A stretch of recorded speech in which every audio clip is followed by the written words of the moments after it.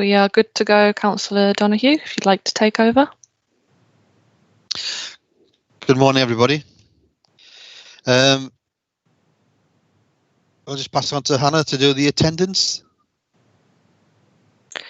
Thank you. When I call your name, can you please confirm that you are here? So we have got, first of all, we've got apologies from Councillor Bell.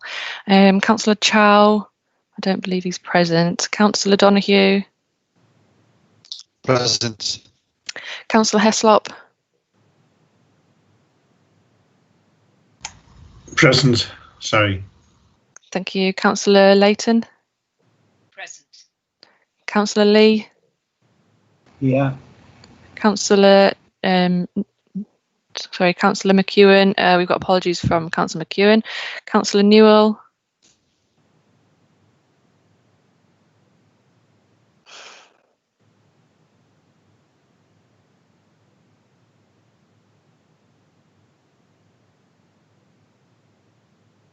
You're on mute, Councillor Newell.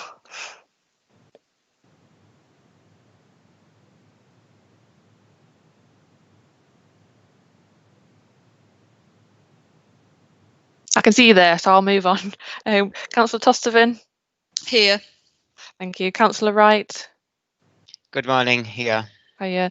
And we've also got Councillor Nicholson, who is the portfolio holder. Yeah. And Here, yeah. thank you. And we've got Dr. Chris Flanagan from TUVE. Present. Thank you. And we've got Leanne McCrindle and Avril Lowry as well from TUVE. Yeah. Good morning.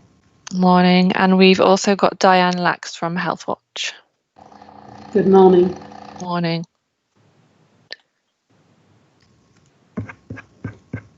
Over to you, Councillor Donoghue. Right, declaration of interest, anybody?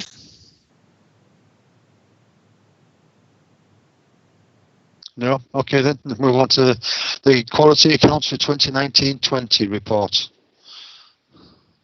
Okay, thank you, Councillor Donoghue, and good morning, members.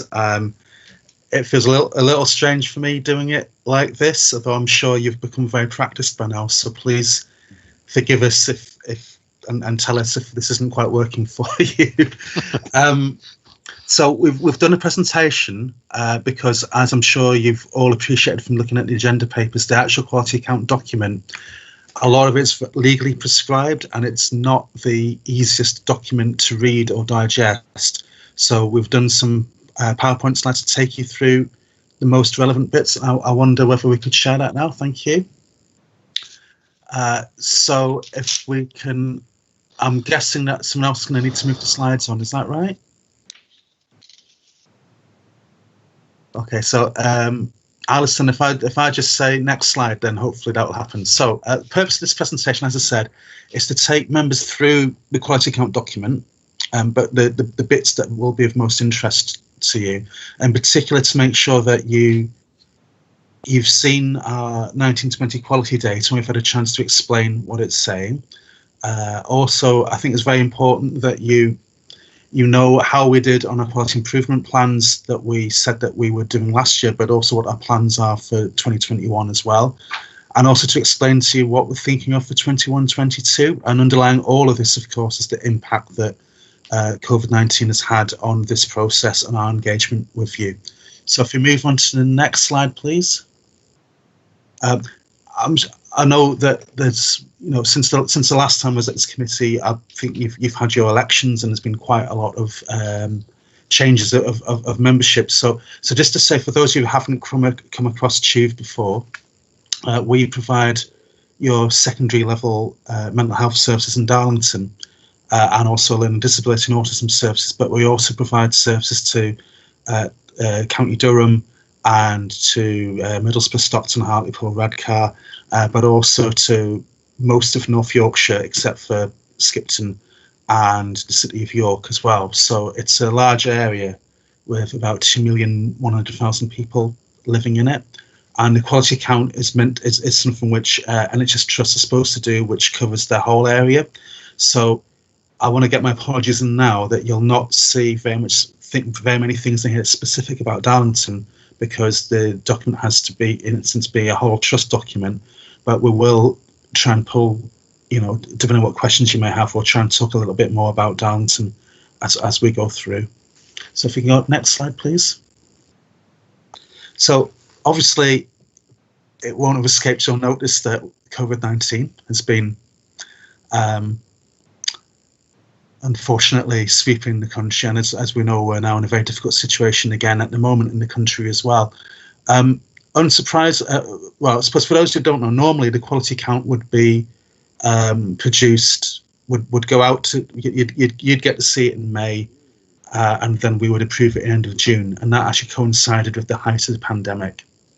And very sensibly, the Department of Health made some statutory instrument changes and said that trusts could actually have until the end of December to submit their document, so that we could concentrate on dealing with the pandemic. And that's particularly important because a lot of the improvement stuff in here is around the kind of things that our nursing and governance staff lead on, people like Avril and Leanne, and they're the very people who actually pulled into the front line and into helping us deal with COVID in that period. So that was inevitable that we really had to delay things.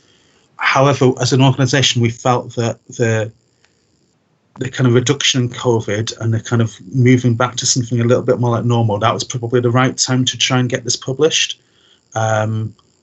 And so we would like to actually publish this in October 2020, which is why we are engaging and consulting with you now. So we sent the draft version to you on the 17th of August, and the 18th of September is the official period where that ends. So by the 18th of September, so the 19th of September, what we need back from the committee is a formal response to the account, and then we publish that formal response in the appendix at the end, so that people can see what the local councils and indeed health watch bodies and commissioners thought of the strengths and weaknesses of the document.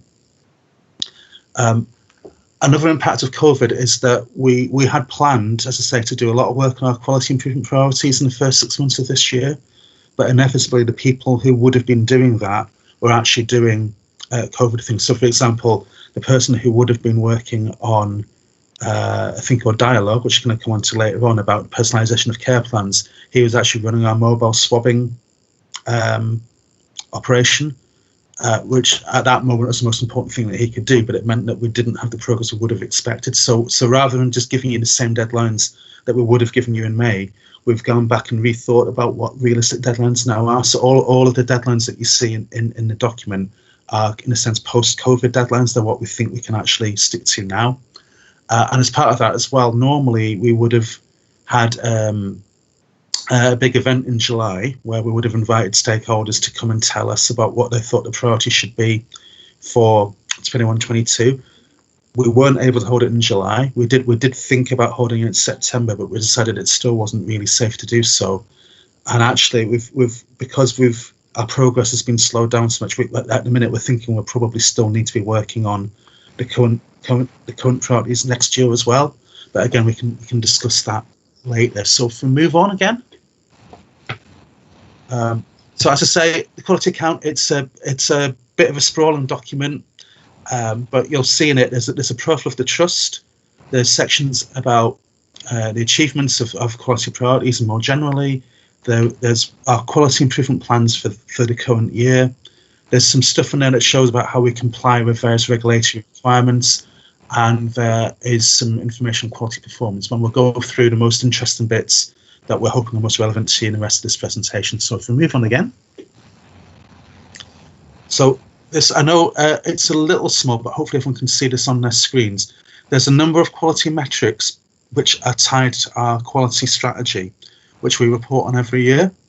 And I guess this might be where it might be helpful to bring in Avril and Leanne. So if they want to barge in at any point while I go through these, please do. We have this in 3 sections, and the first section is about patient safety. And we always ask patients that have, obviously a lot of people that we see are just community patients. There's only a minority of people who have to be admitted to wards and beds. but we do ask people what's called the friends and family test. As part of that, we ask them, do you feel safe on the ward? And members who have been committee members before will know that every year we say that we've set quite an ambitious target, and this is the target that we're furthest away from. And other than in Q2, when we had a particularly good quarter, we're still quite a long way away from where we want to be. But members will see later on when we come into the priorities for 2021, we've actually identified improving patient safety in wards as something that needs to be one of our improvement priorities, and so that is actually in our plans. Avril, do you want to say anything else about just to say yes, it absolutely will be a priority to continue as we move forward. We have done some work to understand the why, really. So what are the causes of patients feeling unsafe in our areas? And there are a number of reasons, and one is, fear of harm from other patients as well. So I think it's about exploring the causes to be able to tackle the improvement moving forward. I think that's probably as much as I could say at the moment, but definitely a big focus. We'll come back to that later. Yeah. The next one is about falls, which is not only obviously we have some older people's wards where we have quite a few people with dementia. That one's a lot better. Can we just go quickly back one slide just for a second? The bottom one on there is about physical interventions, and clearly in mental health treatment, you can have people who are very ill and in a delirious state, and sometimes their actions with other patients and with staff on the wards, it's not them, it's the reason they're acting is because of their mental state that they're in at the time. And sometimes for both their own safety and for staff safety, we have to practice various restraining techniques, but that can be anything from a hand on the shoulder to the kind of restraint where people will be very, very carefully restrained. For example, we have these things called MOVA bags, which are like basically large bean bags, which we sometimes restrain people into, and various other things. Now, members will have seen various TV documentaries about places like Wharton Hall, which are a patient that is not a tube facility, where you will have seen this done absolutely wrong, and we absolutely don't have that kind of thing going on. But at the same time, when we still don't feel that we've got this down as much as we would like to. And again, Leanne and Avril, I don't know if you'd just like to say a little bit more about that. So I think we have got really tight governance processes in place to enable us to monitor this, I guess, on a daily, weekly basis. And something that we've put in place is called a positive and safe dashboard, which looks at restraints, it looks at seclusions. This comes to our quality and safety cell, which we put in place over COVID, where we look at those numbers every week with a breakdown, and we're able to scrutinise and challenge where we might see some concerns. So, for example, we use SPC charts to look at, whether there's any special cause variation in any areas at a trust level or a locality level where we might see a rise in some of this. And then we would go away and ask the service to provide us with some further detail. Sometimes it can be down to one particular patient who is requiring more intervention, rather than a number of patients and increasing interventions per se. We also look at the time that someone would be, in seclusion. I mean, these are all like a group of indicators that are all looking at, the human rights of the patient and how we aid their recovery, and that we're not using restraint unlawfully or to the detriment of the patients. So we've got specific leads in the organisation. We've got a mental health expert who, advises us in terms of the legality of some of it as well, but something that we take really seriously. So very, very monitored very, very closely. Yeah. Okay. And then next slide, please. And then, fortunately, this slide's got quite a lot of green on it, which is always good. That fourth one there, that's about when people are discharged from hospital. The evidence is that if they're followed up, well, the old thing was within 7 days, that would reduce the risk of people taking their own lives. In fact, that's now for next year. That's going down to is it 3 days? Is that right, or is it 2 days, Avril?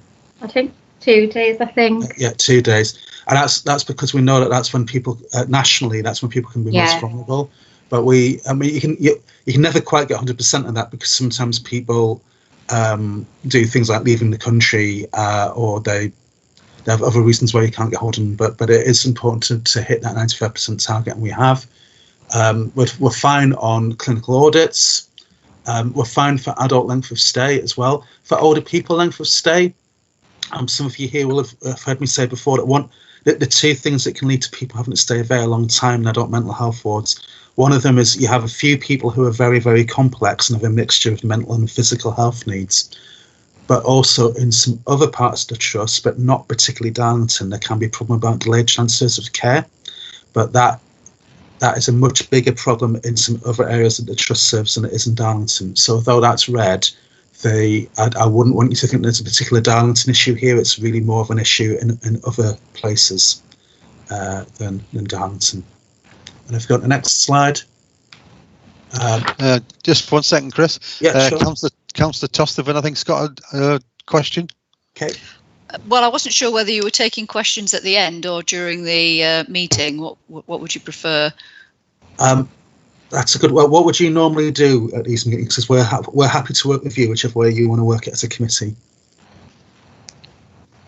It varies. My question was just on the patient safety aspect. I was just going to ask what happened in Q2 to make the improved result as opposed to the Q1, 3 and 4. That's a very good question. I'm going to ask Avril and Leanne to answer that one. So which indicator are we talking about specifically? The patient. It was on the previous slide. The patient safety, fear of harm, physical interventions, wasn't it? There's a sort of 79.1 versus a 65. It was that temporary positive blip that we had, wasn't it? Yeah. I don't know is the answer. I can't. I actually wasn't in the trust at that point. Okay. It just seemed a little bit. I'm not really sure if we know. Councillor, we did actually investigate that and actually look at the reasons why, to see if we could identify what it was that we'd done differently, but it just wasn't apparent, unfortunately.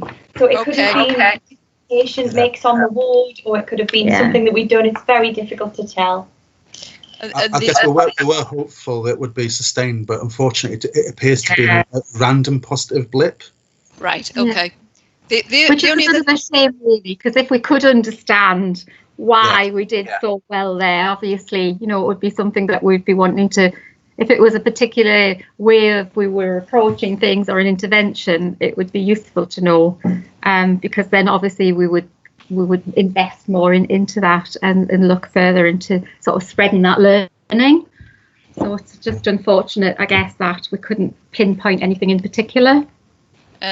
Okay, thank you. And there was one other point about the targets. I think I've mentioned this in the previous meeting, actually, because I know you say you continue to set the targets quite high, but they don't appear to be quite achievable. So I wondered why you continued to set them at a high rate, and whether that target was actually consistent with something that was set across the region, and that was the reason why. I guess the answer is these ones we do actually have. For most of these, we've got, other than the follow-up for people who've left hospital, which is the national one, the rest of these we have a certain amount of flexibility. Yeah. And I guess I know, Avril, you're planning to kind of review the quality strategy, aren't you? And I guess that would be a question that we need to think about. I think there's something about, having stretched targets, but when you're constantly hitting red, it absolutely impacts on the staff that are trying to reach those targets. Exactly. So I think you pick a really good point in terms of, and I think we've got this obsession with red and green, and red isn't always bad and green isn't always good either. So I think we just need to be a little bit more sophisticated, perhaps, in the way that we set them in the future. So that is something that we're going to take into consideration. Thank you very much. I mean, one of the things Avril mentioned was we're increasingly using graphs which show how we're doing month on month and show the variation month on month, rather than using kind of these quite inflexible rag tables, because there's a really good example actually on the page you're looking at now. So if you look at number 7 there, percentage of patients who report that overall experience is excellent or good.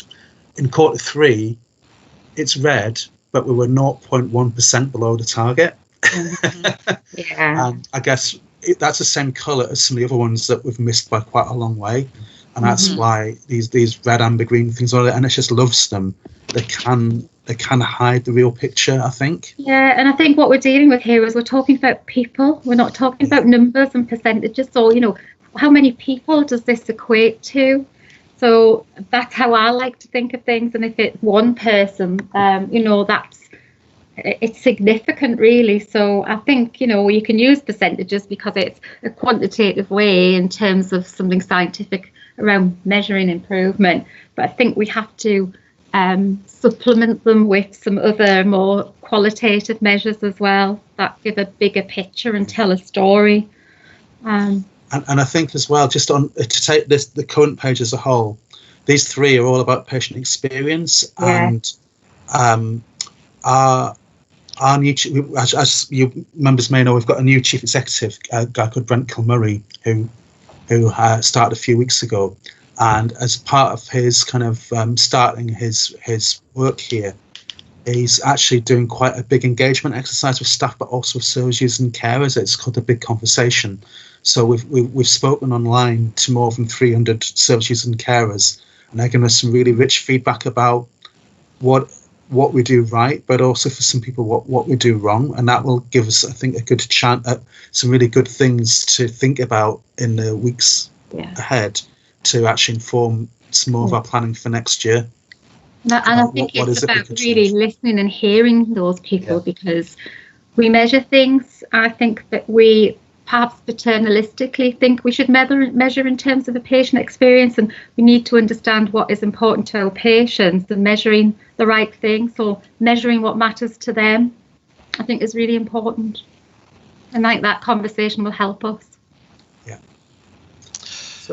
So again, so as the final thing for this slide, as I say, is we're doing okay on these patient experience measures, but we would like to do better. And we do think this big engagement exercise we're holding now, and I know as well, Brent, the chief exec, has been out to speak to, I believe he's spoken to quite a lot of local authority chief execs or directors of adult social care or children's services, and he is trying to get a picture about what people think our strengths and weaknesses of the way that we assess and treat people are. So, yeah. So if we can move on, I think. Yeah, Councillor Heslop.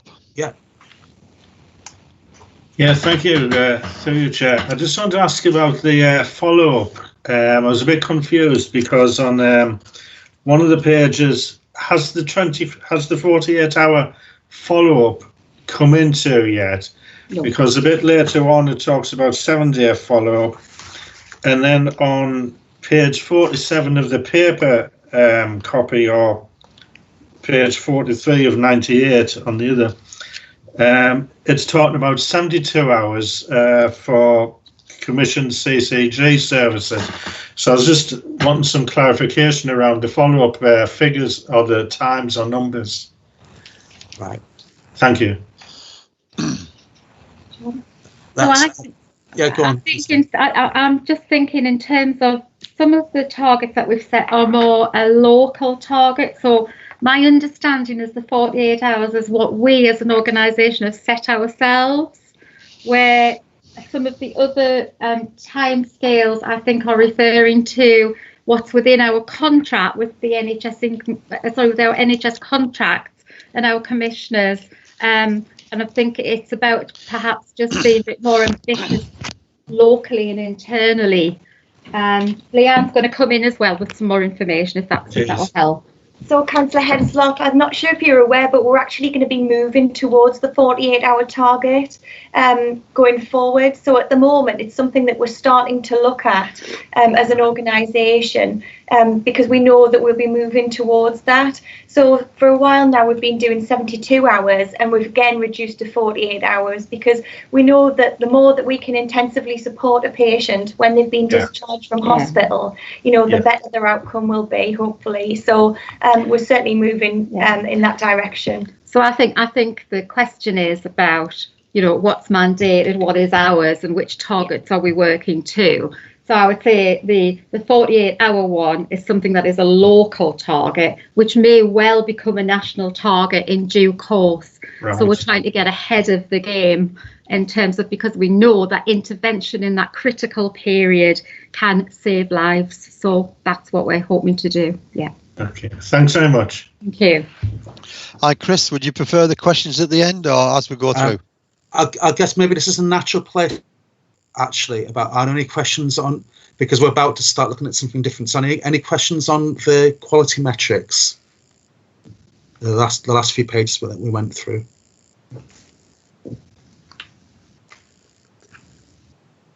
No. Okay.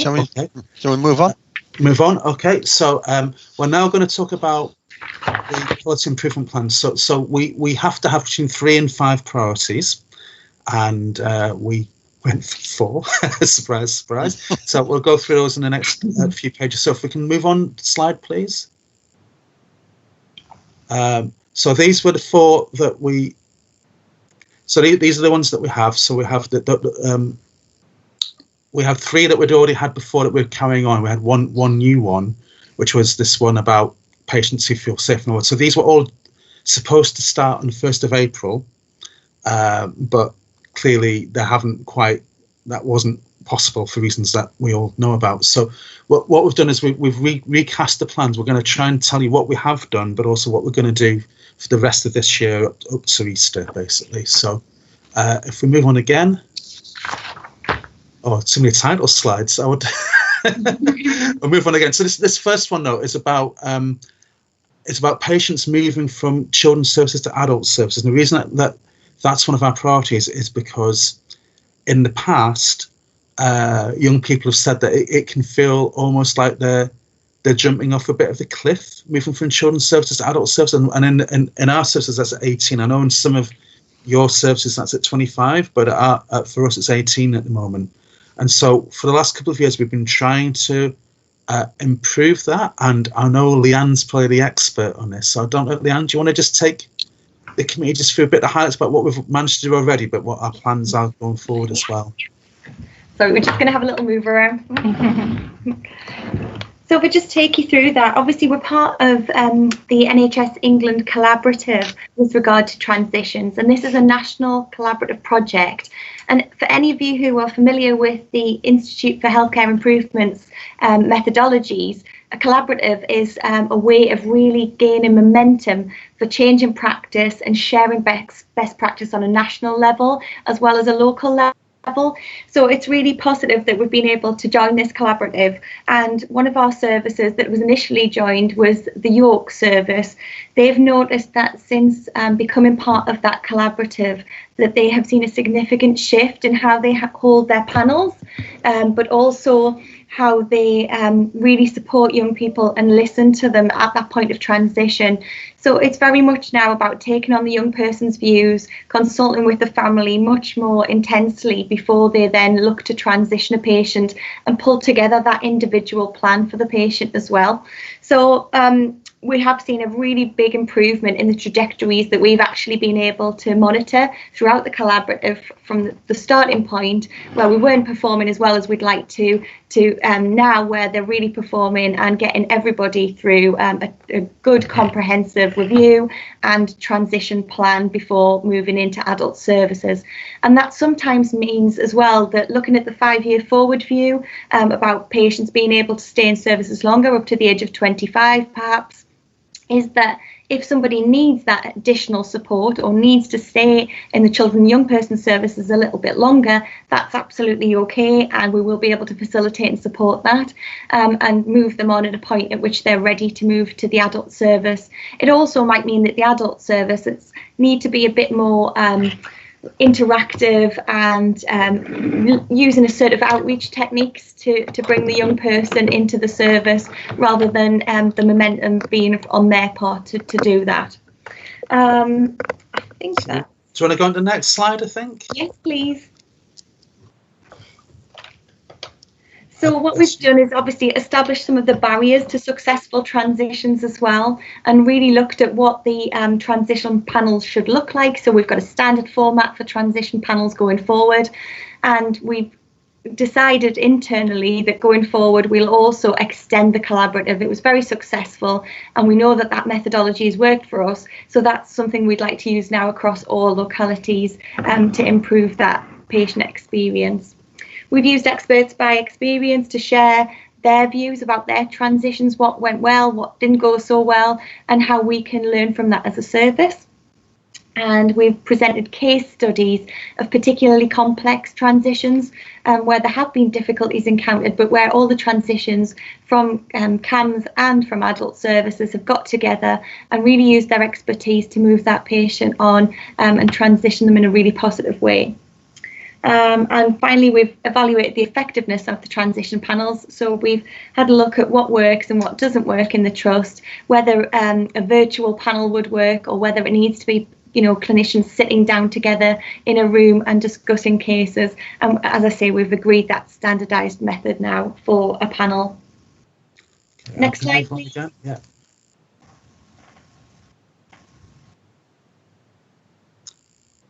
So I guess you've probably covered quite a lot of this already, haven't you, Leanne? Yes, I'm just checking. We're finally starting to really make some really good progress on this, and it really does matter to those individual service users. I mean, some of the stories that people where it hasn't gone right told us, it really puts it in a quite shocking relief, really, about the need to get this right. And I think there's really a commitment to do that now.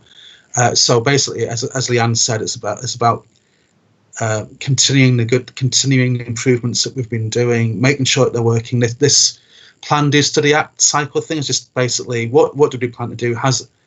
Do it, study, did it actually make a difference or not? And then if it did, make sure that we embed it. And if it didn't, then do something better. So yeah, if we move on again. So are there any questions then? This is a good point to stop. So any questions about this children to adult transition issue and priority?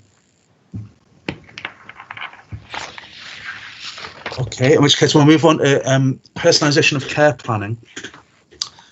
Do you want me to take this, or Leanne, do you want to do it, this one? Whichever, Chris, I'm happy to, or you can. Okay, okay, I'll start. I guess that I'm sure as local authority councillors, you'll be aware that one of the main things that probably people complain to you about is sometimes when big bureaucracies have their ways of doing things, and they try and standardise things, and then individual people go, but that really didn't work for me. And what we're trying to make sure is that actually we have services that are actually responsive to actually what different people need, because everybody's different. And actually, if you personalise people's treatment more, and if you co-produce, that's one of our buzzwords. If you sit down and listen to people, and you have an agreement about a better understanding about what's driving their mental illness, but also better understanding about the kind of treatments that might work best for them, then funnily enough, that's likely to be more successful. And so we've got this group of experts by experience whose job it is to try and help us to understand what happens when you have the faceless bureaucracy tick boxing approach, and how damaging that can be. And they've done quite a lot of work, awareness raising around services, about the importance of working with service users. And there's a particular thing called the care planning approach, so CPA, which was introduced many years ago nationally with the best of intentions, but has become a bit of a tick box exercise. Now, we've actually heard this is going to be abolished in the months ahead, but we've been trying to make sure that people don't treat it as a tick box thing and try and get the best out of it. So that's been going on. If we move on again. So this is about the CPA thing, the dialogue thing that it mentions here. This is it's a thing that they've trialled in East London, and I guess for most of us, if we think of East London, we maybe think of, I don't know, Brick Lane and Curry's, or maybe we think of the City or whatever, but it happens that they've actually got a very well-regarded mental health trust in that part of London, and they're very good at this co-production thing of working with service users and carers. And Dialogue's a really simple system they've got, which is used to drive the conversations, but also record how people are feeling. So people are asked on a kind of scale of I think it's 1 to 10 how they feel about various things, but also where they want to be as well, because not everybody wants to be 10 out of 10 on everything. For some people, actually being 5 out of 10 would be quite enough. And then that allows you to have a try and focus on everything, focus on the things that make the biggest difference to the service user.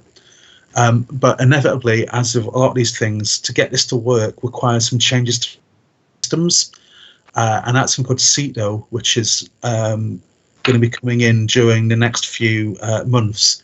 So there's an awful lot of acronyms on here, but basically what this is really saying is we'll sort out the computer system and train people up to use this new Dialogue thing to really make it work.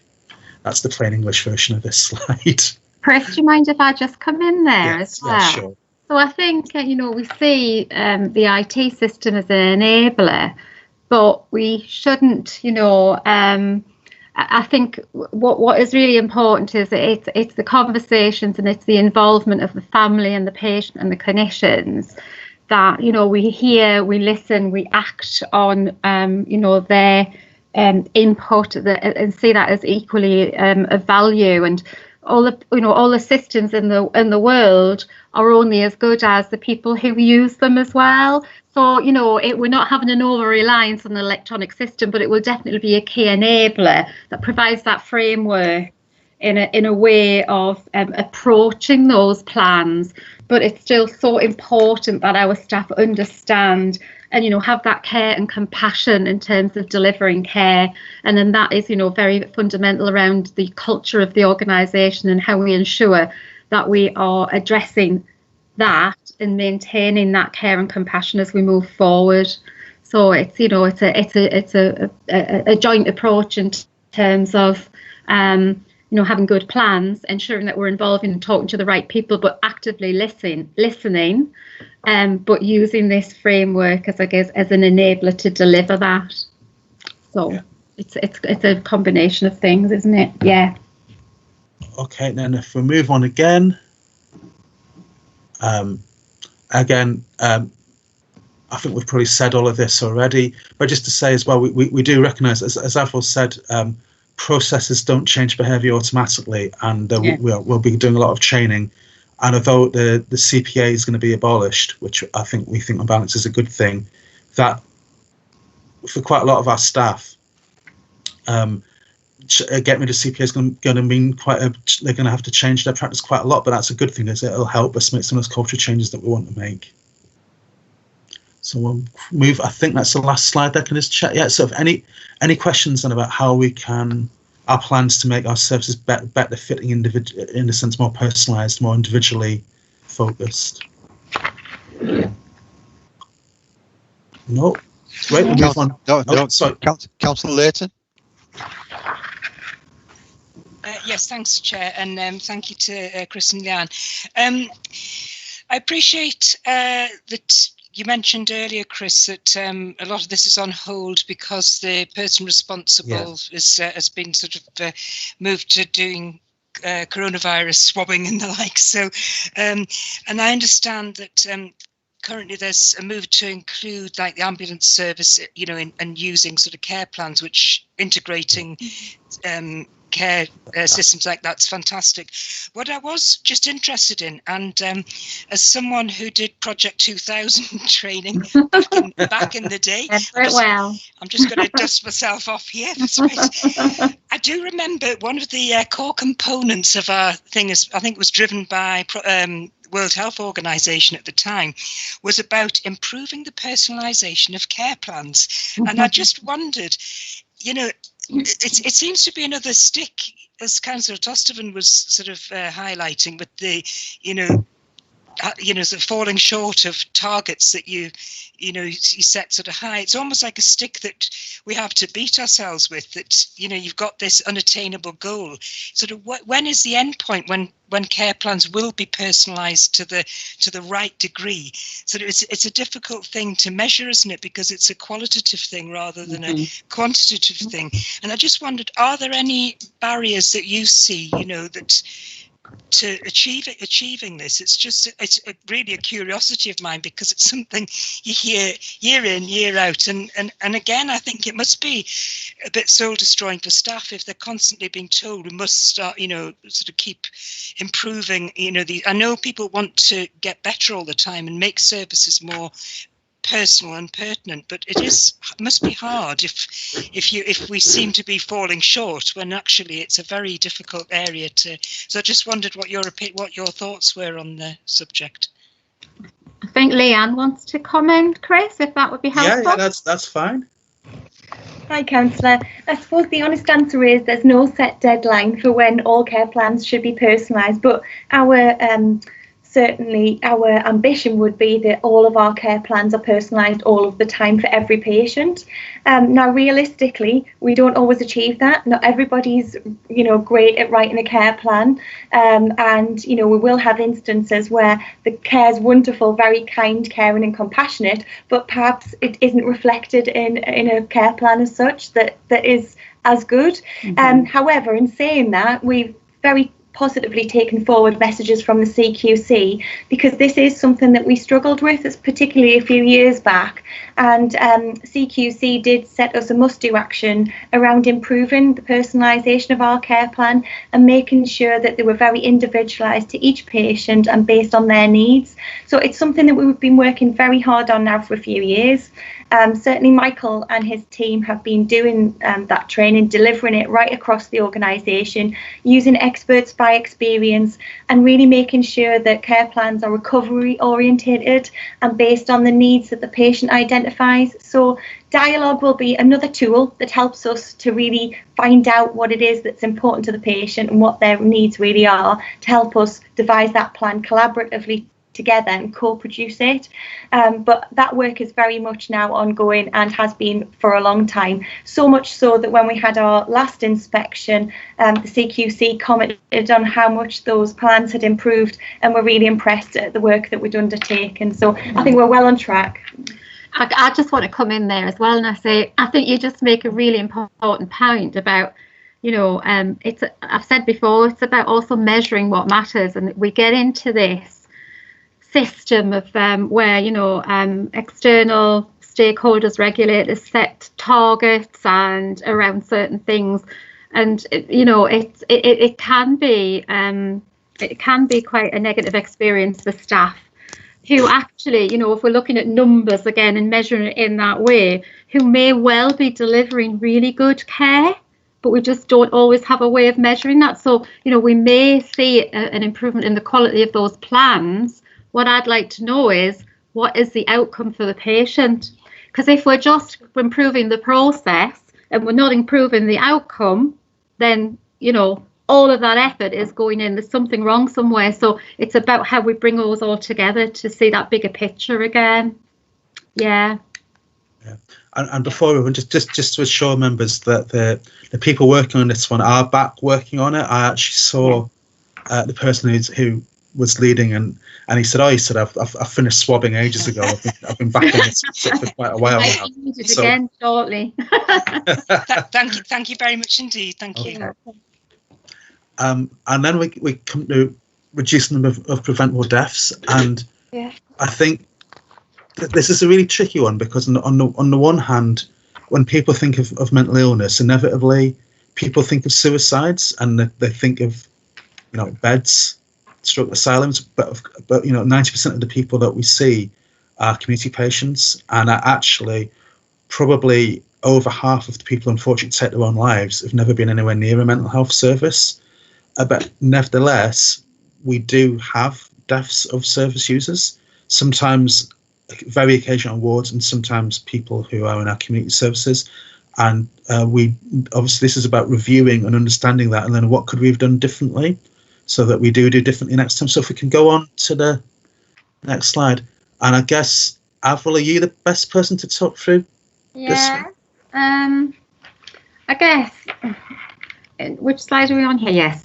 So, yeah, I mean, it's been very much about, I guess, learning from deaths has been a big focus, and trying to understand, like you say, what we need to do differently. Now, the family conference that we held was, again, it was about getting together the families of patients that we'd had in our care who had died, and doing some work together to understand and learn from their experiences and their perceptions of those patients' care, what we might have done differently that may well have avoided some of those deaths.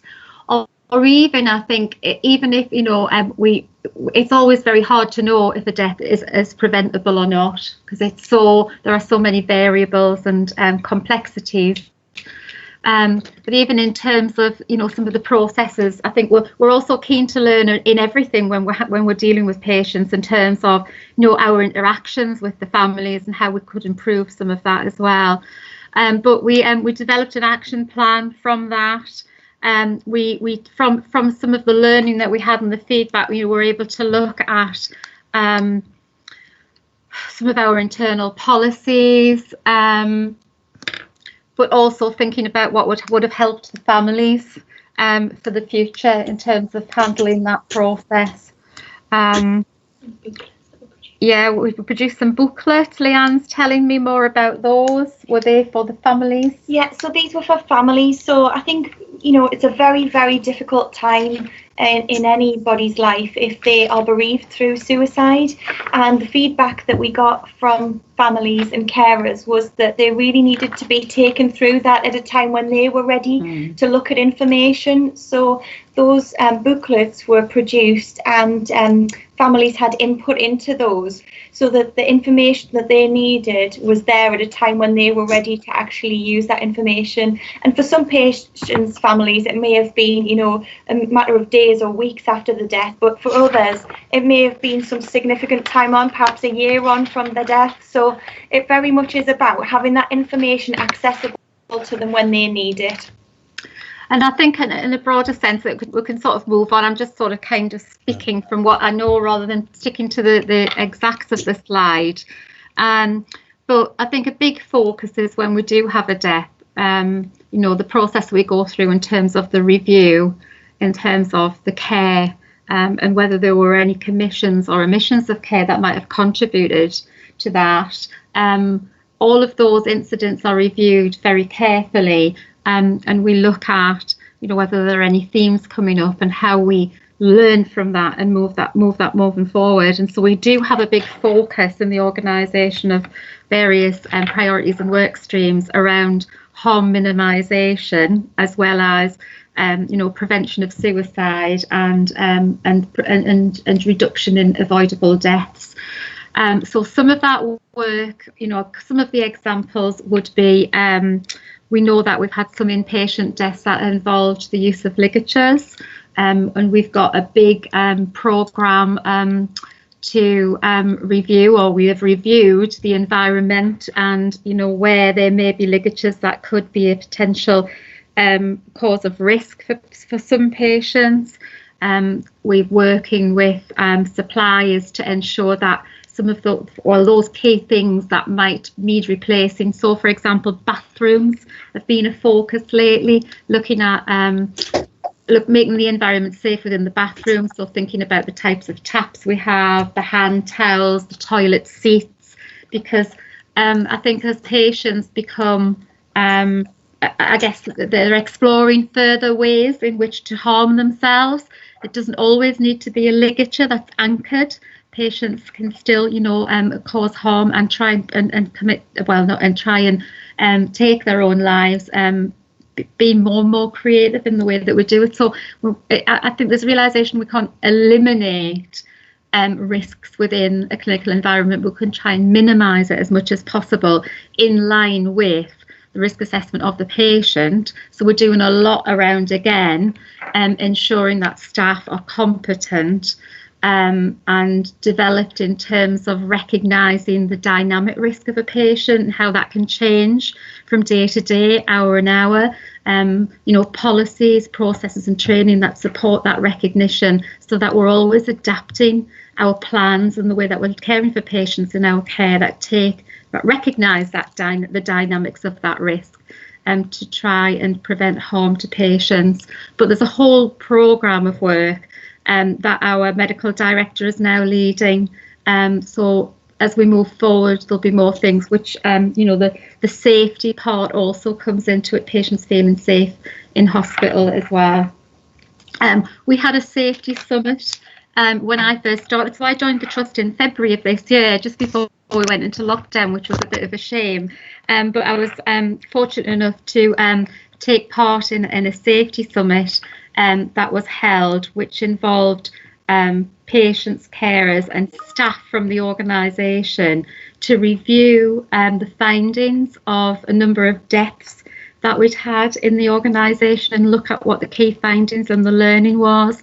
And from that, we've been able to develop some work streams and a plan around taking that forward.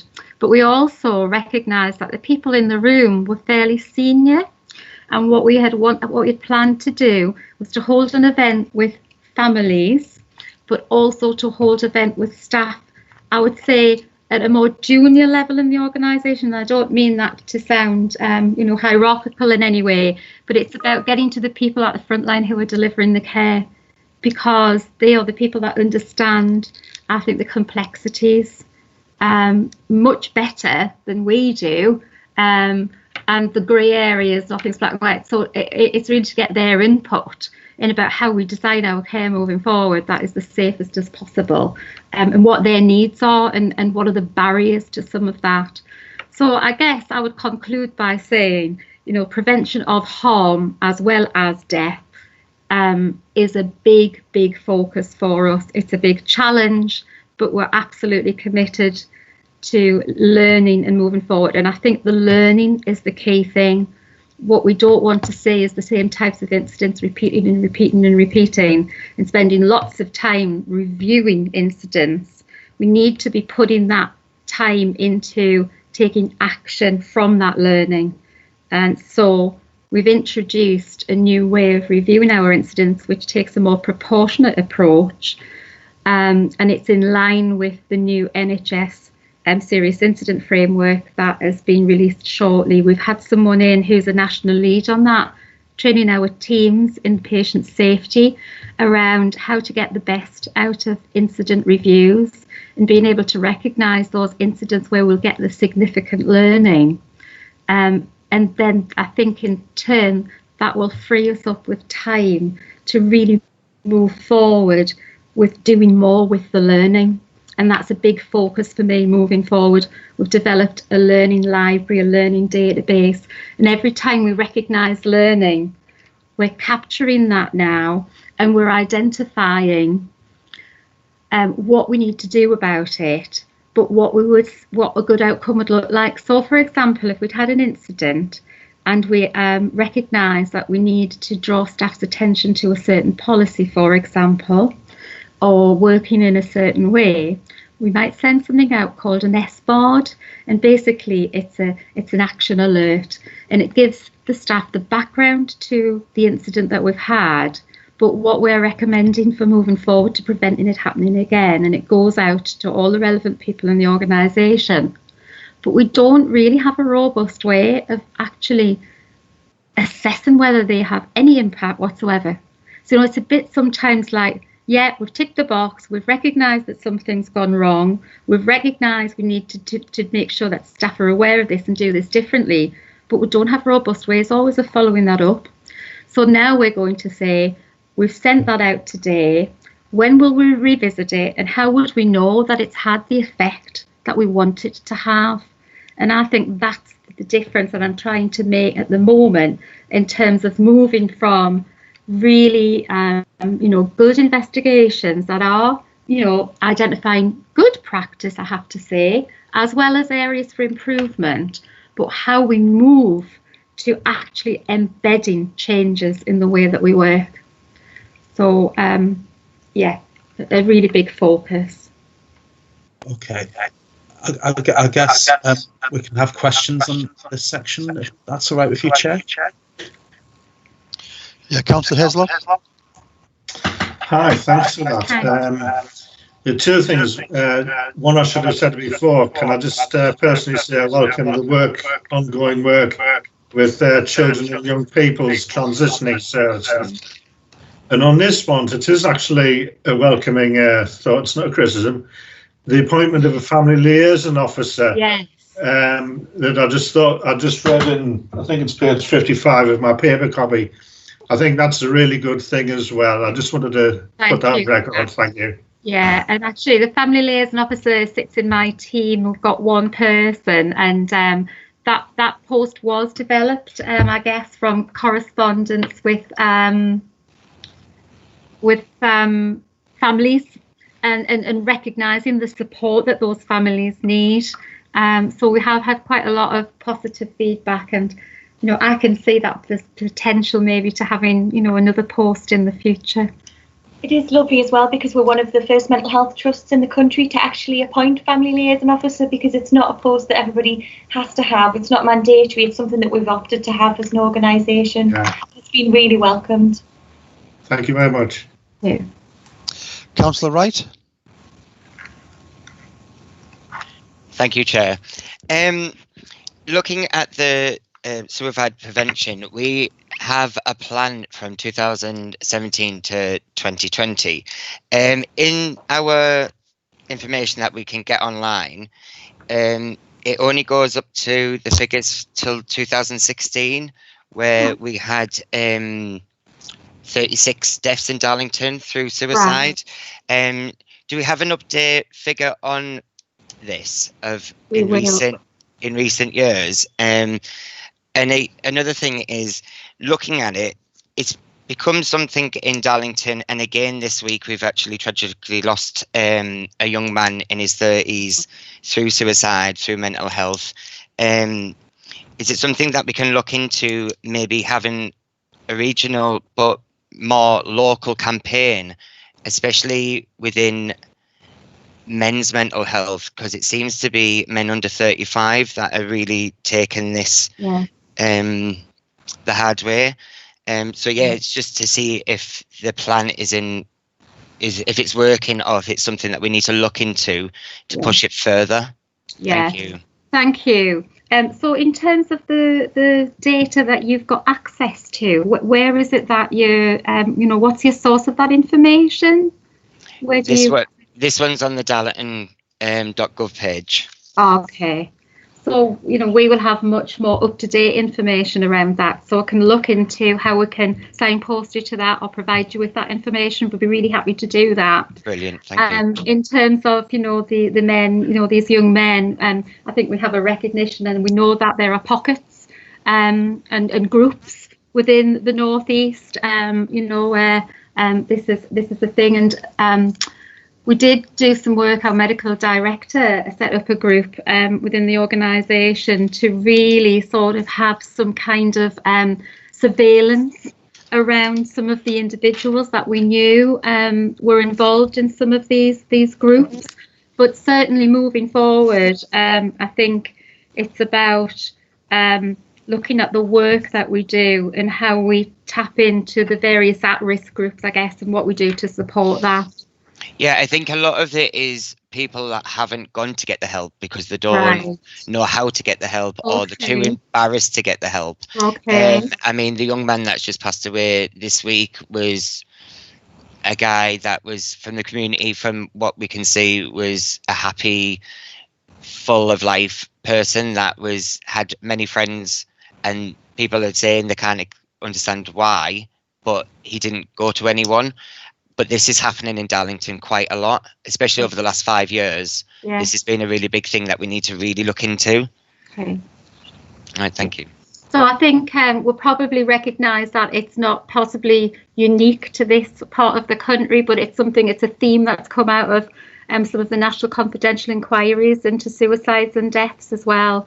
So, I'll really note, the points that you've made today, and we'll take that forward in our conversations moving forward. Yeah. Thank you. Yep. Councillor Lee?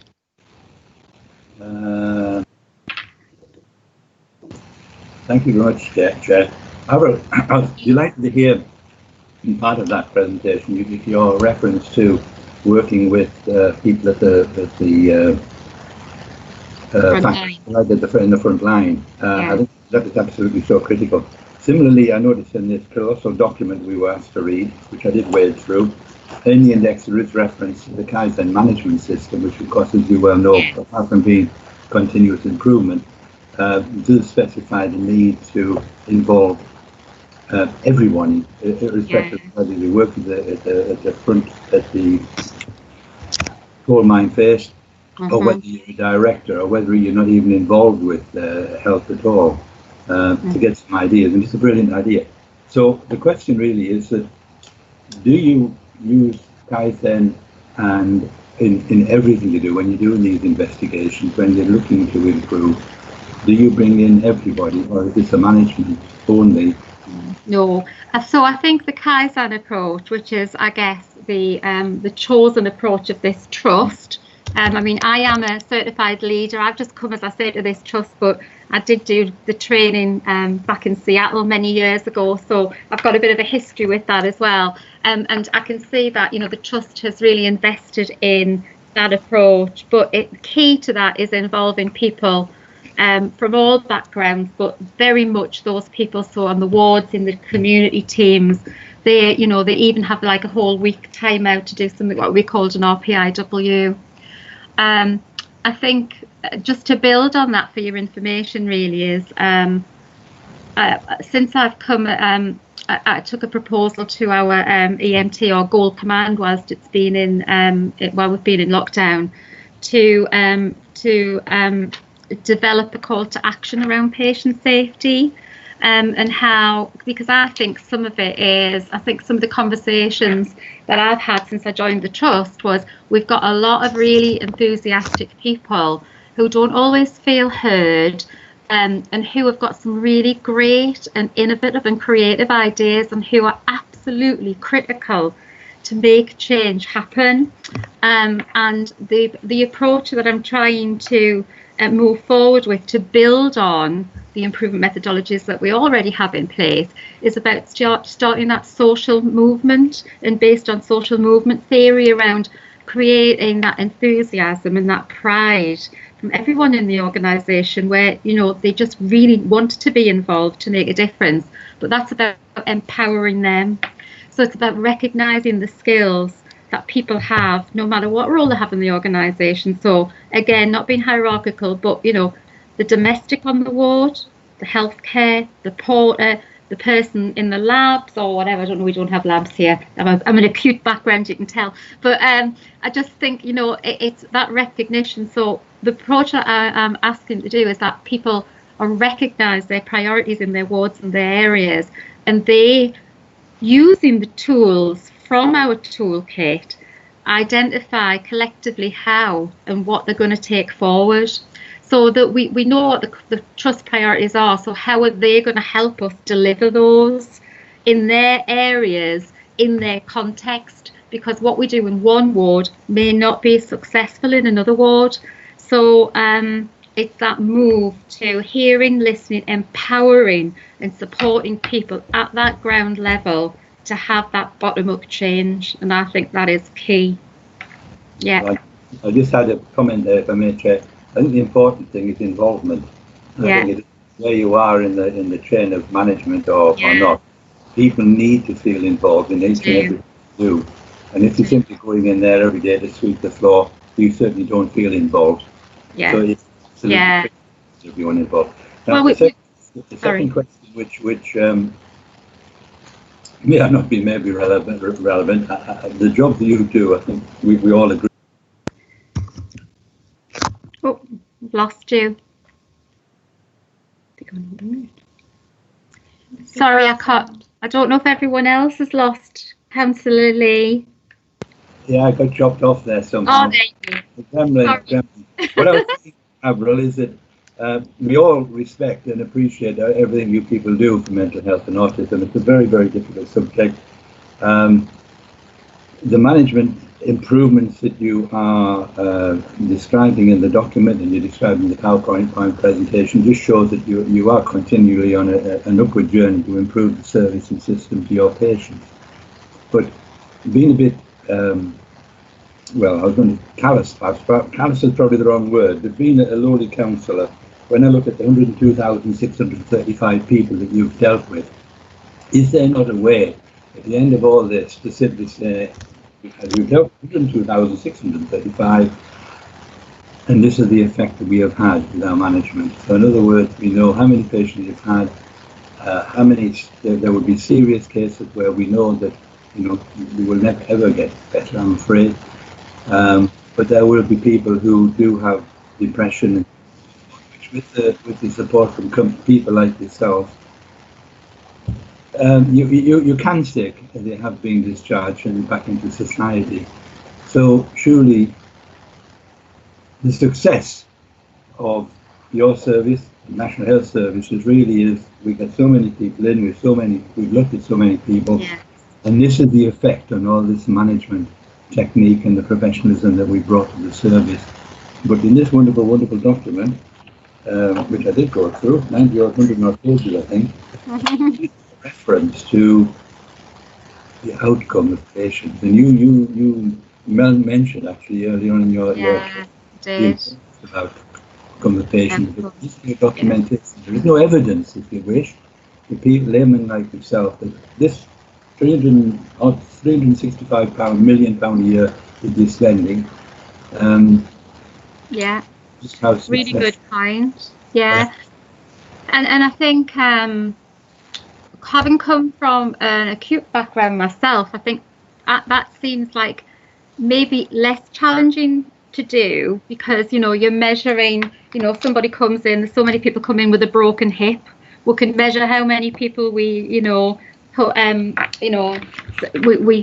did a replacement or we fixed the hip, and you measure outcomes. So it's all very quantifiable. I'm not sure in terms of mental health how we capture some of that outcome information, how easy it is to be able to articulate that. So I'm going to draw on Leanne and Chris, who've been in mental health a lot longer than myself, to see if they can contribute to that. So we do collect outcomes data as an organisation. Oh, sorry, Chris. Oh, God. It's all right, Leanne. I was about to say exactly what you're going to say, so I'll let you say it. Go on. Yeah, so we do collect quite detailed outcome measures for patients, and these are clinically reported outcome measures that the clinician would rate somebody based on their experience of when they came into the service, their needs, and how well they progressed during their care. But also a patient-reported outcome measure where they're able to say how they're feeling. I think the difficulty with mental health is we obviously work with the patients and will undertake a number of psychological interventions, social and emotional well-being, looking at all of those factors. But also wider environmental factors do impact upon patients' mental health, unfortunately. So that may be a housing issue, that may be, you know, being able to make meaningful relationships with people. It could be a number of things. So it is difficult to get a consistent outcome for some patients where there is severe and enduring mental health conditions, particularly because unfortunately those are things that they will struggle with. So it is very much about recovery journeys and making sure that each and every patient has an individual, very focused recovery plan that we stick to get the best possible outcomes long term for each patient. Just to finish that one, just to reassure Councillor Lee, as a trust, we are looking in and experimenting with ways of measuring clinical outcome improvement, and I don't think we're quite at the stage yet where we think it's robust enough to publish in a document like the quality account, but that day could come. And I guess it will depend on people like myself and Avril feeling confident that if we do put that in, that it is representing a realistic picture about what we're doing. The one thing we've absolutely got to avoid, though, is that the danger is that if you start, if the NHS starts managing us on outcomes, then a little bit like some other public sector performance management systems, there's always a danger that people will start gaming the system. and doing anything that they can to get their figures up. As what we really want is an honest and an honest. I mean, important thing should be patients recovering as much well-being as they possibly can. And what we don't want is the measurement of that to get in the way of their recovery. So it's an important balance to get right. And I think it's a really good point you raised, though. Because what we do is we measure what's easy to measure, and that is incidence and death and suicide, because we capture it. It's in a system. So it, yeah.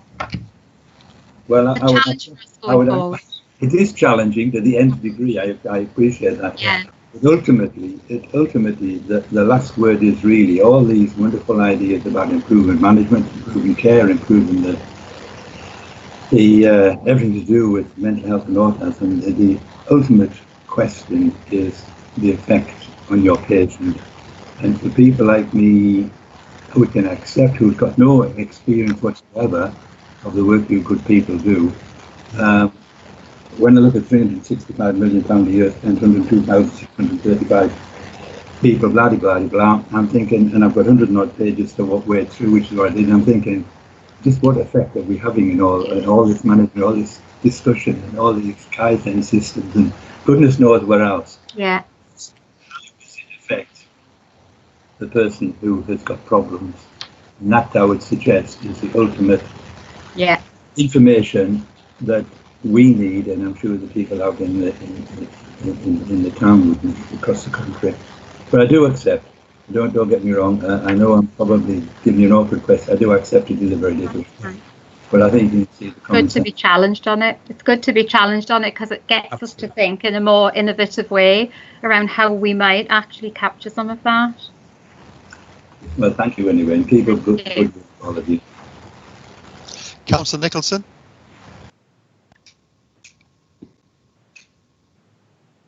Hello. Councillor Nicholson.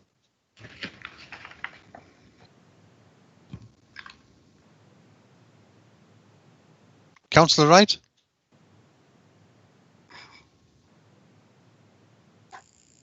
I've already spoke, Chair. Thank you. All right. Okay. Councillor Nicholson, did you have your hand up? No. Okay, then can we move on? Yeah, so I think we're probably need to move the slides on a little bit. So we've done that one, and we've done that one.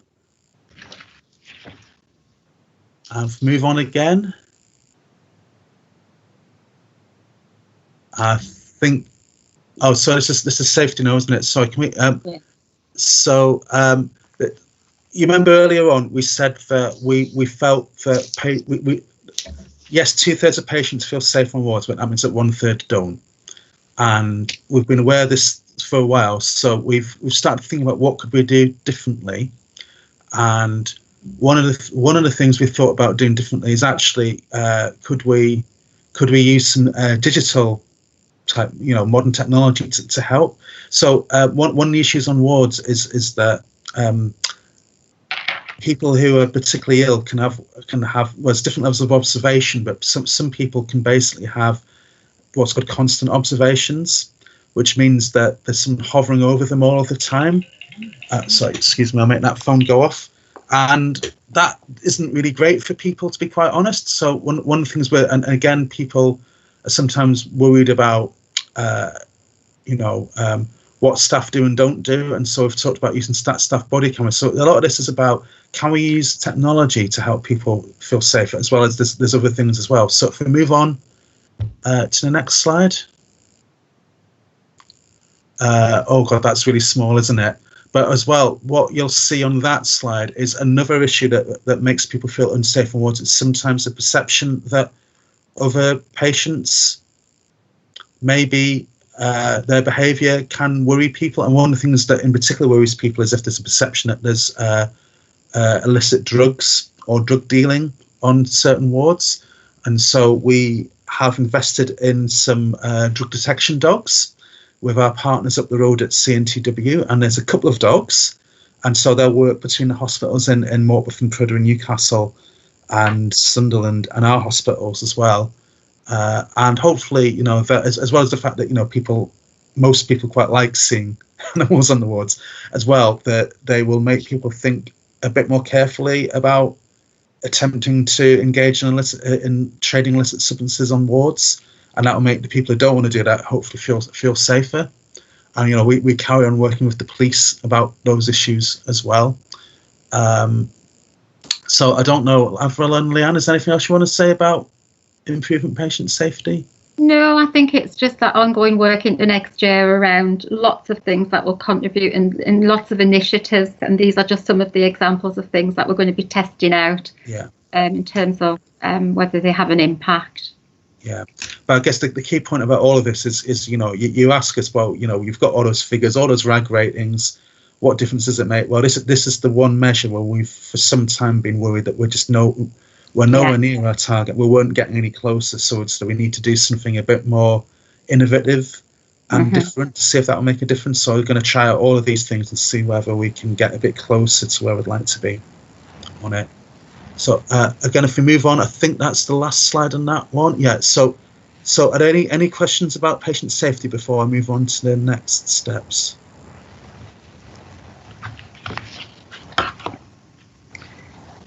Hello. Okay.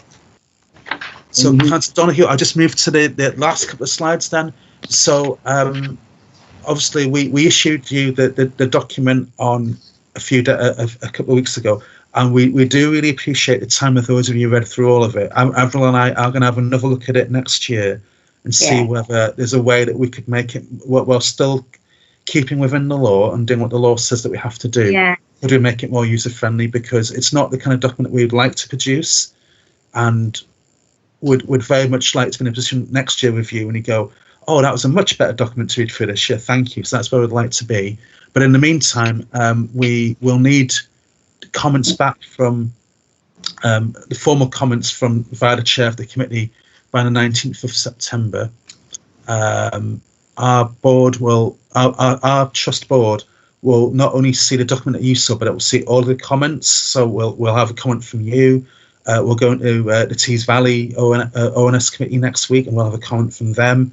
I know Durham County Council, OSC, haven't asked us to attend, but are going to give us a comment. And again, we imagine that we'll get comments from North Yorkshire County and City of York as well, and from Health Watch separately, and from CCG. So all those comments will get put in the appendix at the back. The board will look at that. Hopefully they'll approve it in September, and then we publish it in October. And then if we move on to the next slide again. And then it's time for us to actually be doing that next quality account, because our presumption at the moment is that we're going to go back to the old timetable, the normal timetable. So that would mean that we need to be sending you a draft, basically late April, that you'd be looking at in May, and that we'd be coming back to you doing a version of this presentation again, probably in early to mid-May. Now, normally what we'd do is we'd have a big stakeholder event, and we in the past we've normally had them at Scotch Corner, because that's sort of central. But ironically we had actually been planning to try and get a Darlington Town Centre venue, because actually when you look at where Tube covers, Darlington's pretty much the centre. So we had been hoping to run that physically in Darlington, but whether or not it will be possible to run an event in February 2021 is still very much, I think, I guess it's in the lap of the vaccine gods, really, isn't it, at the moment? So if we can't run an event, we'll have to think about if we can engage in a different way. But ideally, we'd be taking people through a rough draft of our plans in February. And then when you see the final version in May, it won't be a big surprise, because you'll already have access to the draft and already felt that you've been able to input into it. And then we'll publish in June. But as I say, we haven't made as much progress as we would have liked this year so far because of COVID. And we know that there's a risk that, again, people may be pulled off to do COVID-related stuff again if things deteriorate. And so we'll just have to take a decision in early 2021 about actually have any of these priorities got far enough that we can actually finish them and have something else instead. But it's just so many unknowns at the moment, it's very hard to be sure about that. And if we move on.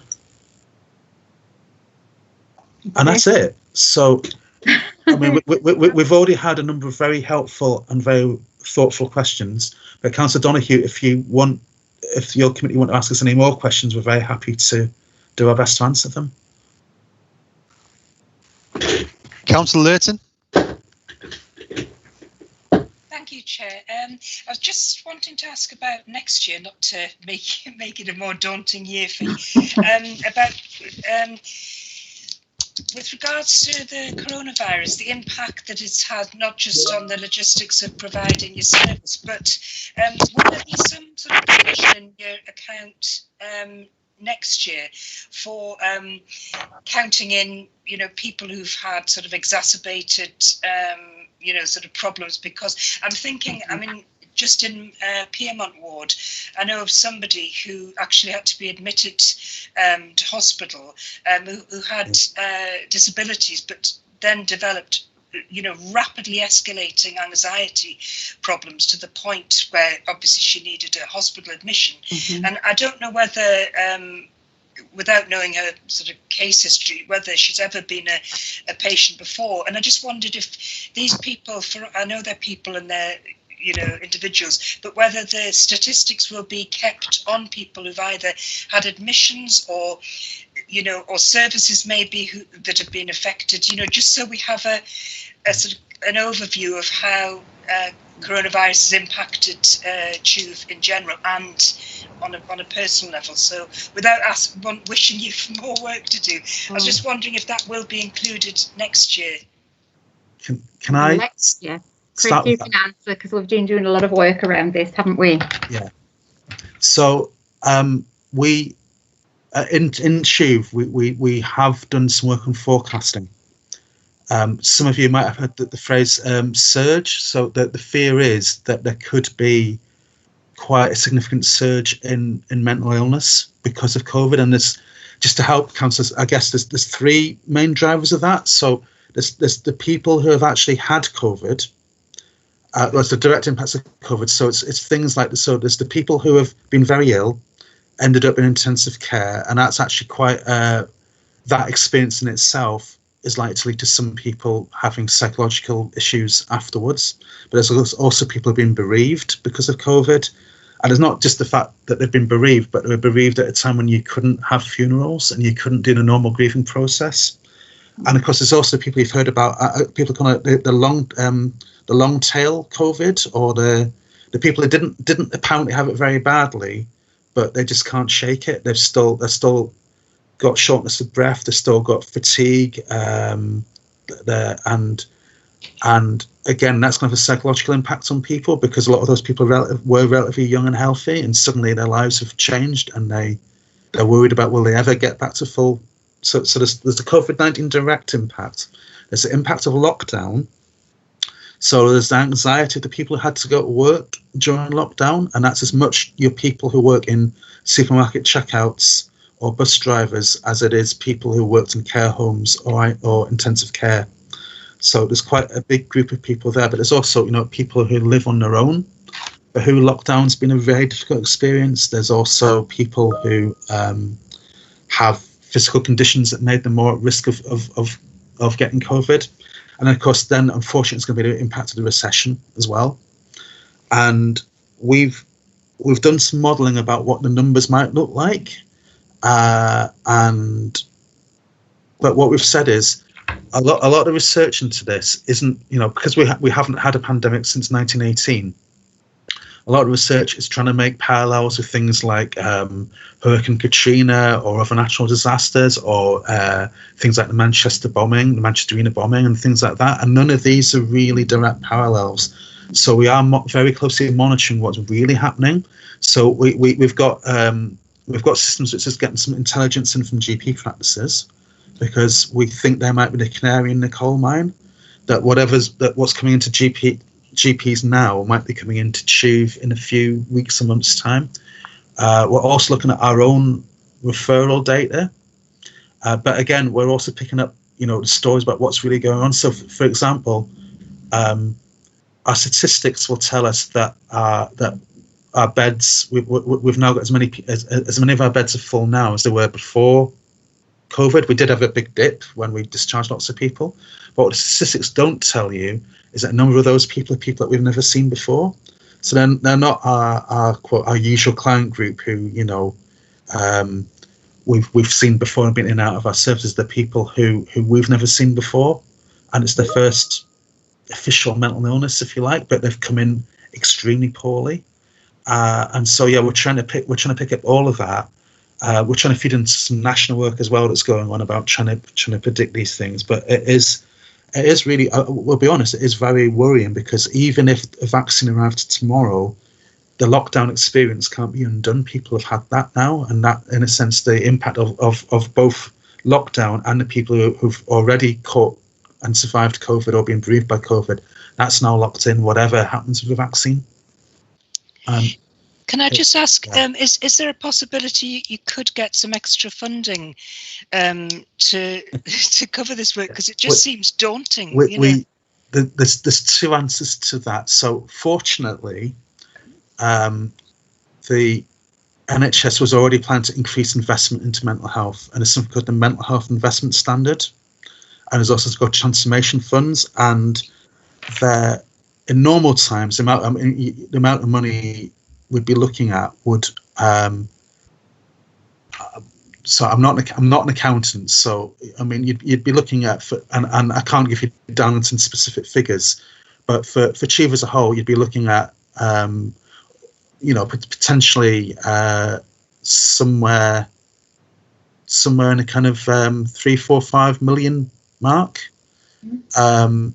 which is great, and that's a really important investment in mental health services. But is that going to be enough to deal with the surge? Possibly not. And our financial colleagues are putting in requests to the NHS system. There's some national NHS planning going on at the moment, and we are putting in requests for more money because we'd like to be able to recruit more staff before the surge arrives. But of course, the issue is going to be that there are many other spending priorities in the NHS as well. There's the backlog of cancer treatment that will need to be dealt with. There's the fact that for people at Memorial Hospital, actually resetting things up to start dealing with cancer and hips and whatever is going to be expensive, because they've got to change things around to make it COVID safe. So, they also have legitimate reasons why they need more money, and clearly the Chancellor can only be generous up to a point, and the NHS will have to make some difficult choices. And we're just hoping that the mental health, and because the mental health surge hasn't really happened yet, the danger is that people go, well, we'll give you the money when it happens, but then it'll be too late. And in the same way as, although the Nightingale hospitals didn't get used, it was, if we'd needed them, we'd have been really glad that we had set them up. And I guess that's where I'd like you to see mental health, that we almost need a Nightingale type investment into mental health. Now, unfortunately, I think we will need to use it, but far better to be on the safe side and have slightly too much than not have enough. Well, very best of luck with it, and thank you. And our CCG colleagues are being very helpful, and I know that we've done presentations to health and wellbeing boards and places like that. So if the Darlington Health and Wellbeing Board asks us to come and bring our predictions, we're very happy to do that. Councillor Heslop.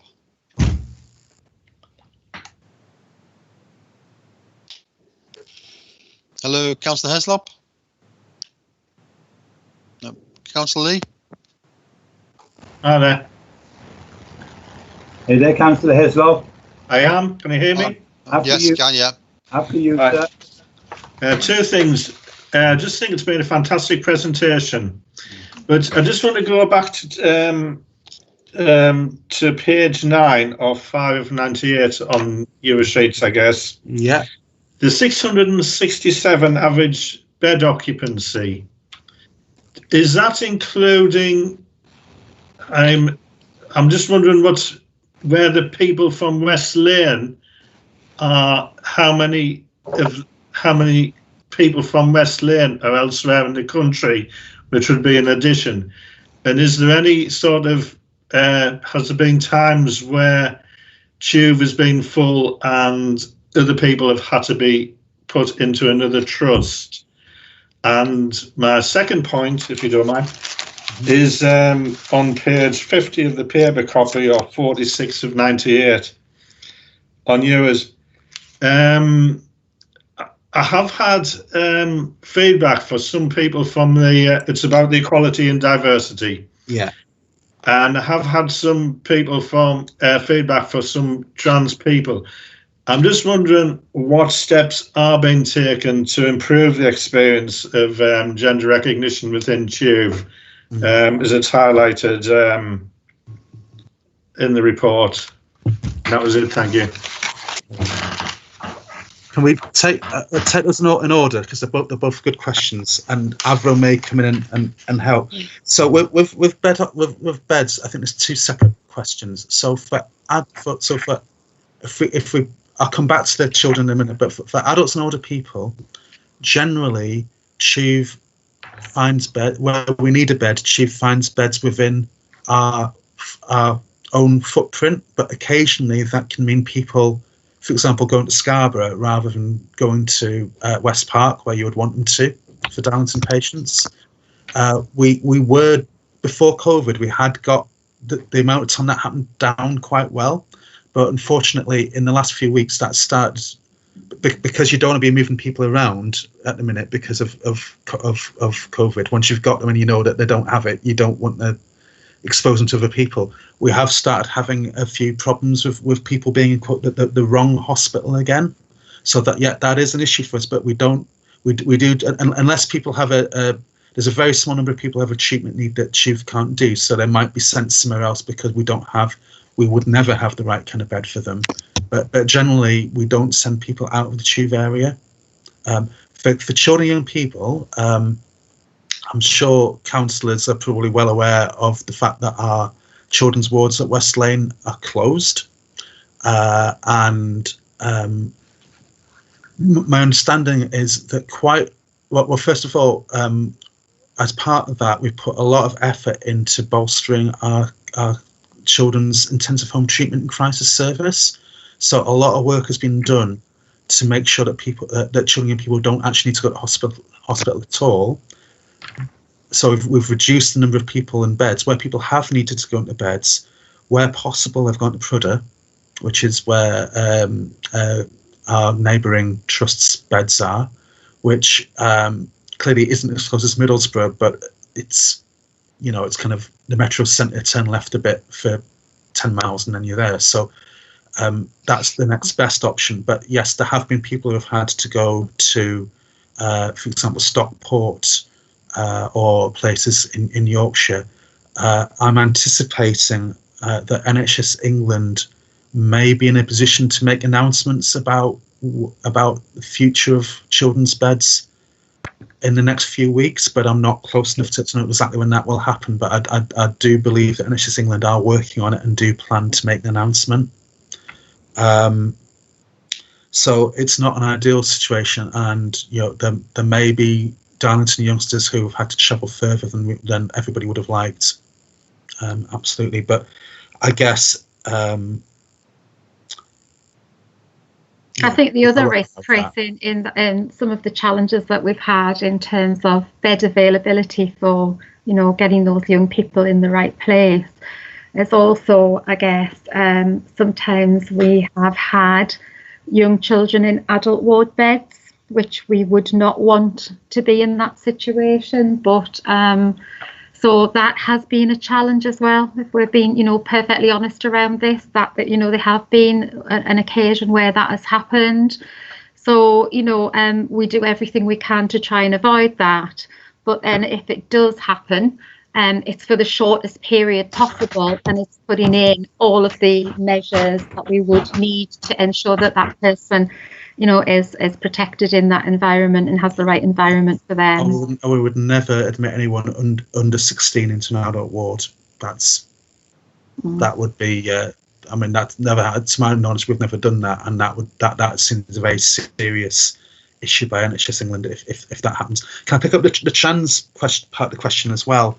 I happened to be at one of our board's committees yesterday when our equalities report went forward, and I think that I think at board level, there's a recognition that trans is important, but that we still lack some of the processes we need to understand how many people we're dealing with and what their experience is. But I do know there's been some good work on the front line, because I think a lot of our frontline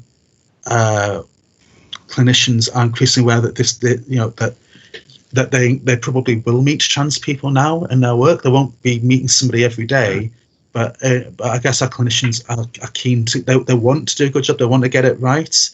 And Avril, I don't know, Avril or Leanne, whether you can help out with, but I do know that these issues are discussed, and sort of best practice, that we do have policies around it, and people do discuss what best practices as well. Yeah. I can come in there, Chris. I'm happy to. So, Councillor Heslop, on a practical level, in terms of what we do for patients, wherever possible, we would offer a transgender patient an option of whether they would prefer to be nursed in a male or female ward, what their preference would be in terms of their gender identification. And I do work quite closely with the clinical team, so services often ring me if they do have issues. So this is something that we've worked with very closely. And our privacy and dignity policy also covers a lot of these issues.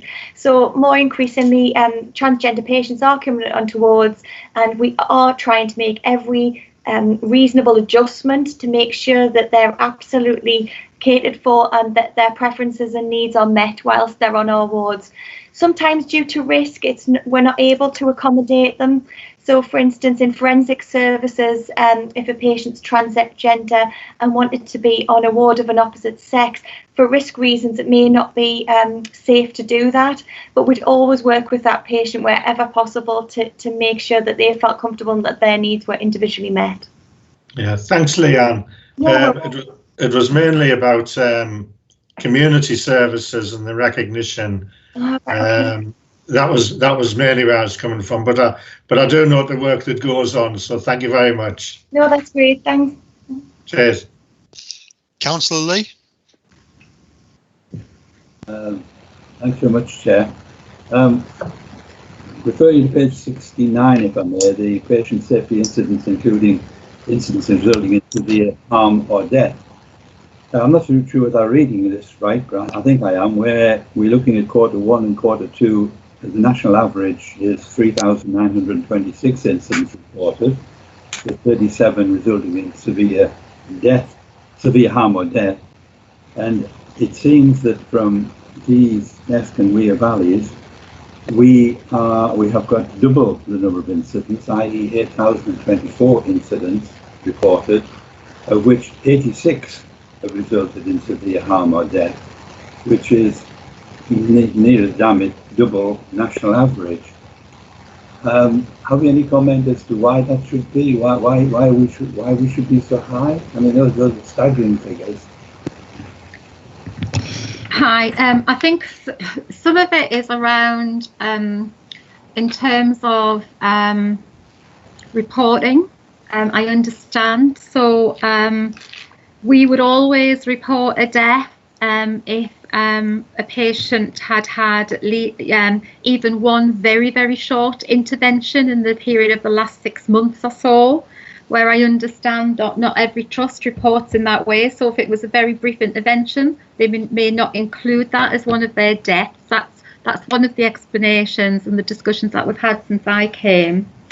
I think there's also, when we would look at, I guess, the patients and the demographics of patients and how that might vary in terms of, across the country, and also potentially the specific types of care that we might offer, that they may not offer in other trusts. So are we comparing like with like? So for example, we know that in terms of the West Lane patients, we were the only trust that was able to, care for patients who required nasogastric feeding, and that wasn't possible anywhere else in the region. So I think some of it is variation in reporting and different types and groups of patients. Is my understanding of that. And can I come in as well? Please do. TUV is actually depending how you look at it, the largest or second largest mental health trust in the country. And so those raw numbers are high because we're bigger than everybody else. But unfortunately, legally, that's where we have to report it. The more helpful one is the percent of incidents that have led to deaths, and that 0.88% in quarter 4 is pretty comparable with the national picture. So it's one of those frustrating things where we have to report in a certain way, but I don't think it gives you, as counsellors, a particularly helpful picture. Yeah. Great. So a rate would be much more helpful. Yeah. So within acute services, we would look at the hospital standardised mortality ratio, and that looks at, you know, the rate per admissions or population, where this is crude, it's crude numbers. So in terms of comparisons, it's difficult. But that percentage, the 0.88% on that page compared to the 0.94 nationally, which I hopefully gives you some assurance that things are not out of whack here compared to what the national norm is. Yeah, I'd accept that, but surely you are working with nationally to make sure that you are looking at apples to apples compared to pairs. Because I mean, looking at that as I did, I thought, my God, that is an alarming figure. It would be lovely if somebody nationally had a proper good look at the quality account legislation. I think, you know, it was set up for the best of reasons back in the late 90s, early noughties, I think, and it's kind of it sits down a statute book, and perhaps it hasn't had a lot of attention. And I think it would be good perhaps if people rethought what its purpose is and how it could be more useful for you and other people to hold us to account. Right. Thank you. Councillor Newell?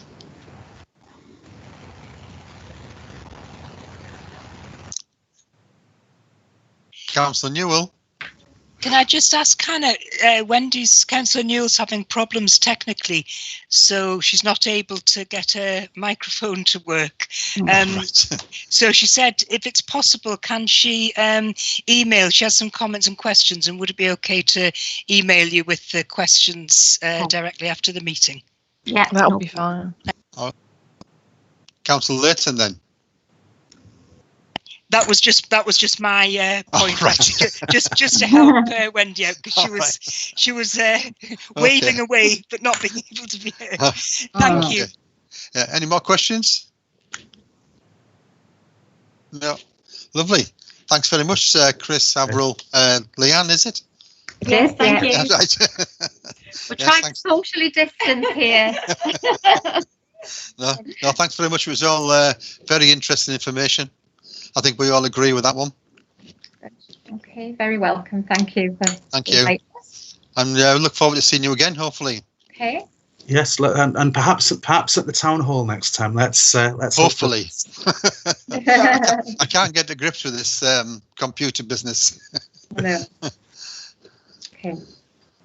Okay. Thank you. Thank you. Thank you very much. We'll look forward to your formal response that we'll put in our document. Thank you. Thanks very much. Thanks. Bye. Bye. Bye.